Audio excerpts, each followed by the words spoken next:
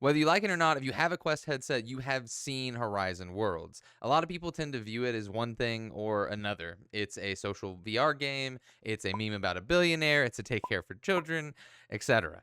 And it actually is a lot of different things, and it doesn't do any of them particularly well, at least in the eyes of the VR public and press. Over the past several months, following the App Lab merger and the Quest 3S release, Meta has been pushing hard for anybody with a headset to recognize and join in on the existence of Horizon Worlds. So I decided, let's indulge them. I spent the past couple of months visiting 50 plus different worlds in Horizon with friends to see just what the heck is Meta on about all of a sudden. Social VR is admittedly one of those niches that I don't fully get, despite really trying. These types of social VR experiences, like Rec Room, like VR Chat, and like Horizon Worlds, really try to do a lot of different experiences under one hood. There are PvP and co op casual games. Target neutralized. There are worlds that are just interesting to hang out in, and there are experiences to be lived together, like watching movies, shows, and concerts. And as such, I wanted to make sure that I'm not missing out on all of these experiences when playing, so the very first time that I hopped into my first 10 worlds, I decided to let Meta's curation and algorithms guide us. Opening up in Welcome World and then into Horizon Central, we needed to up our avatar game as I hadn't changed mine in years. Immediately, we run into a problem that persists throughout this challenge of Meta's UI being clunky and slow.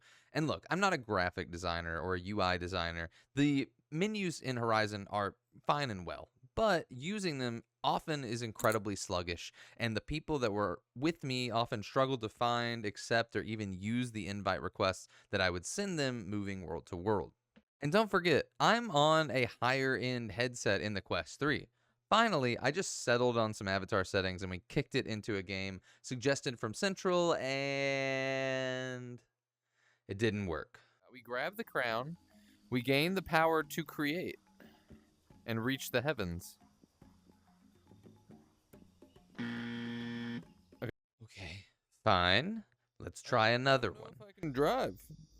Oh, Kinda works. This is going to be a long challenge, huh? So, 2 community-made maps down, let's go to something branded and surely it's at least a little better? The little mini games inside of ESPN and NBA Arena did work for the most part, so no real complaints there, but these worlds do lead us down one of the most marketed portions of Horizon Worlds, which is NBA courtside and front row concert and sporting views.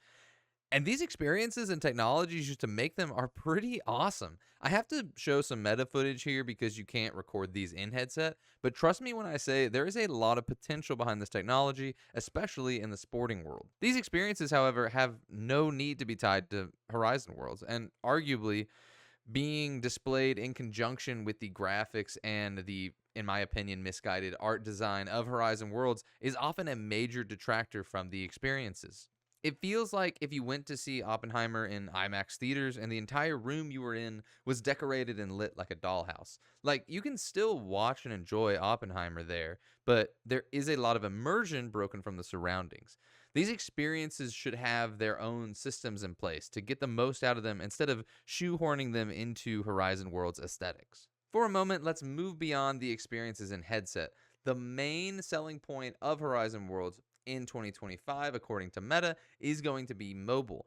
From a leaked memo by Meta's CTO, Horizon Worlds on mobile absolutely has to break out for our long-term plans to have a chance. Without a doubt, mobile gaming is huge. It makes a lot of sense to go down this path, essentially trying to have parity with other social VR platforms like VR Chat, like Rec Room, and with this, they also have the ability to access Horizon Worlds through browser. Browser access is really just much better mobile due to a mouse and keyboard instead of touchscreen controls. If everyone you are grouped with is playing flat screen, then there isn't too much issue moving world to world, but if any one of your friends is in VR, they have access to a plethora of worlds while you are limited to just a handful. Additionally, the game doesn't do a good job of making this restriction clear when viewing worlds in VR. So many times my friend would join a world and then we would find out after 15 seconds of loading that I couldn't join. Most of the best worlds in my experience were also not available on mobile.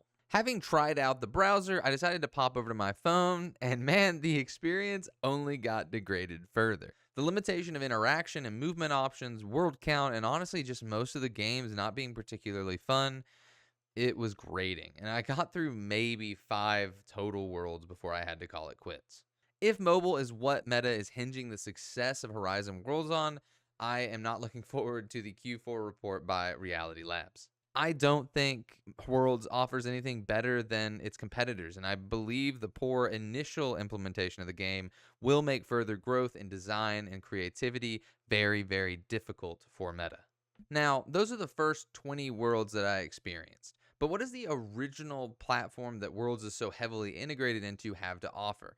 If you are a frequent flyer in the headset, you know that World's avatar system is used for free by many developers like Golf Plus, 11 Table Tennis, and more, which can cut back some time for devs trying to get a game out there without having to build entire character systems. Additionally, Worlds is heavily built into the UI of the Quest across the board. The default home that you open directly into is built on similar graphics and design, and instead of advertising games with high ratings and things that I would want to spend my money on, they instead advertise intellectually stimulating worlds to me like Spin the Bottle or VR High School. To a 30-year-old man with expendable income, this is what they choose to advertise to me. And look, you can argue the moral pros and cons of targeted advertisement, but Meta is singularly the only one that really contests Google for who is the best at targeted advertisement. It is the cash cow that Meta makes their money on to allow them to keep Reality Labs open. And yet, on a platform built entirely by Meta, with profiles owned completely by Meta, they have chosen to advertise free, low effort social worlds over paid titles of even their own production. If I was a 13-year-old getting on a headset, I think it makes total sense, even though I might not be happy about it. But Meta knows by my profile, I am a 30-year-old man with over 40 paid titles on their platforms. How in the world does it make sense that I'm seeing Squid Game in-app and on my headset every single day? Why would that, one, make you the most money, and two, make me happy? It is so frustrating to have to rely on YouTube or TikTok algorithms to ensure that I don't miss out on high quality VR games and experiences when even a moderate amount of store curation would allow the most talented developers in the ecosystem to thrive instead of having to wage a war against middle grade social VR worlds. And I'm not saying that worlds shouldn't exist or that people creating new worlds should stop. Meta should serve first in class VR experiences to people when they can. But since they obviously can't, these last worlds visited are an attempt to understand what are the best experiences in Horizon World that Meta just seems to be so gassed about showing me. The rest of my time in Worlds was spent trying to identify any fun games that are available. And while I wouldn't suggest any of these over the library of independently created games, there were some that were not unbearable. Dream Leaper is a platforming title with an expansive set of worlds under its belt that would especially appeal to children just looking for a fun collectathon. And on the opposite side, places like Hardy Spade World provide experiences that lots of adults and children seem to enjoy in playing a competitive game of spades. But for every one of these titles, there was so many IP clones or microtransaction scams that are obviously preying on children without wallet restrictions. So instead of going through each one and hating on it, here is a mildly positive take on the best 10 games in Horizon Worlds. Number 10, Robot Raiders, a medium-sized co-op experience for space dungeon-like raids. 9, Bobber Bay Fishing, an explorative fishing island that focuses on achievement hunting. 8, Horizon Mixed Reality, one of the only worlds that utilizes mixed reality with tabletop games. 7, Runout, an Uno clone that was a well-run system for up to 8 players. 6, Hardy Spade World, as already mentioned, and 5, Dream Leaper, as already mentioned. 4, Smash Golf, as a long-form game that has kind of a boring first 6 holes, but the later holes actually step up in the difficulty and interest significantly. 3 is Super Rumble, as a small-scale shooter with a variety of weapons and a decent map for exploration. Number 2 is Pizza Kitchen, as a cooking simulator with at least enough interesting elements to keep you and some friends busy.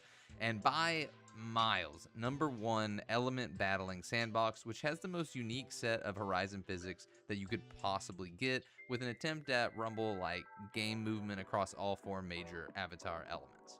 And I'm not saying that you should spend your time in Horizon Worlds, but if you so choose to, then you should spend time in those then use NBA Arena or other IRL-like viewing experiences. That's my experience with Meta's spoiled child Horizon Worlds, and honestly my opinion from playing almost no worlds to playing 50 plus kind of remains the same. Meta, get the game off of my headset, get it off of the app, and you can advertise it, but stop advertising it so exclusively on the front page. Support some non-Meta independent developers who want to build amazing experiences on your headset, a headset platform that means a lot to a lot of people in VR.